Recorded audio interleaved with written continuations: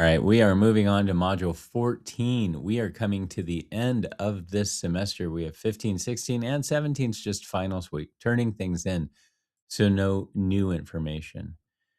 This week, we have quite a bit going on. We have essay number 3, The Limits of the Argument, for either Wolf or Baldwin.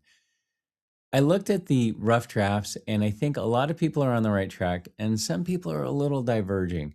Um, it's really important that this has a summary of the primary source and that it is really identifying what the central argument is that's being made. You're looking for tension or things that you can argue against with the way that they're arguing this. You can pick something out of that that might be a minor or supporting claim, but it really needs to be done in context of the overall argument itself.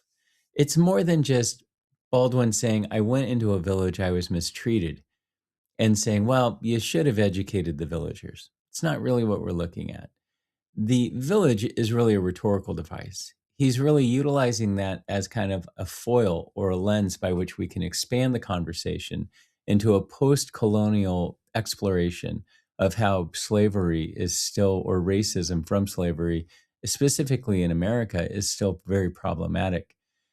And we can see that he's saying, even in this remote village where they're not rhetorically sophisticated and maybe a little isolated, that they still have some hegemonic power that they're not even aware of.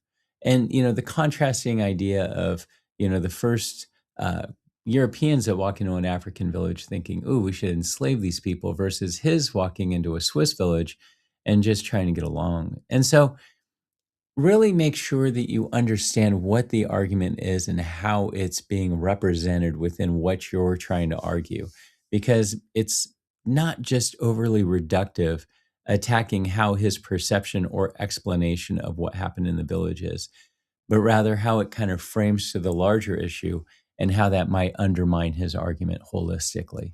And the same thing with Virginia Woolf. It's not simply a matter of, ooh, women had it bad, but now they have it better. Or maybe they didn't have it as bad, right? You can make that argument, but how does that undermine or change her overall argument as well? So just be sure that you're looking at the prompt where it says, number one, briefly reconstruct the central argument of your chosen author. And then you develop a focused claim about a limitation, tension, or a blind spot in the argument.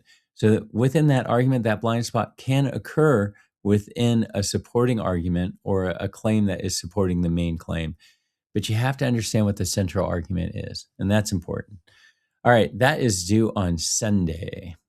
This week, by the way, I am moving my office hour to Monday. So if you want to drop by and talk to me about it, that's the time to do it. It'll be at noon, same link.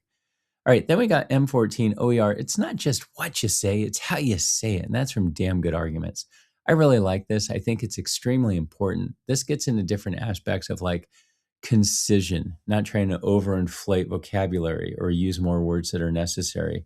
It talks about passive voice versus active voice. And sometimes passive voice is exactly what you need. Most of the time in academic writing, it is not. And it gets into the to I or not to I, utilizing that first person pronoun. Obviously, within academic writing, that will obviously sound conversational, and it's something that we don't necessarily want to do very frequently. Um, this is generally a reading that I have earlier in the semester. I don't know how it got moved back. I also normally have an assignment where I have different sections of writing that are overinflated or have issues per the OER, and I ask for rewrites. I don't know if that's necessary. I think if you can read this and just get the main ideas and apply it to your writing, that will suffice. I'm not trying to give you busy work, especially when we have an essay due and fantastic reading. This reading is John Hardwig's Epistemic Dependence. This may require some dictionary access, right? What does epistemic mean? I really like this essay. I think that it's fantastic. It's a continuation of an argument or discussion about epistemology from Plato, starting way back 2,000 years ago when he was talking about the sophists and they were teaching for a price the ideas or the virtues. When we get into The allegory of the cave, getting into the sunlight was actually being exposed to the virtues. And the sophist, for a cost, would actually teach you about the virtues. And Plato was saying that's fancy language and a bunch of nonsense. And he challenged them in kind of the way that we even know anything. And so, if you have a chance and you want to read something interesting, Meno, if you have the bandwidth, is pretty cool. But we do have an assignment that's based off of Hardwig's epistemic dependence, and that is a discussion. Please respond to at least 2 other students after you post. All right, that's this week. Again, office hour on Monday. If you have any questions, email me. If you are missing assignments, go back and get those in because you can at least get some points for them. I am going to dedicate some time this week to catching up on assignments that have been turned in late. So I'm hoping to get those graded by the end of this week. All right, thanks.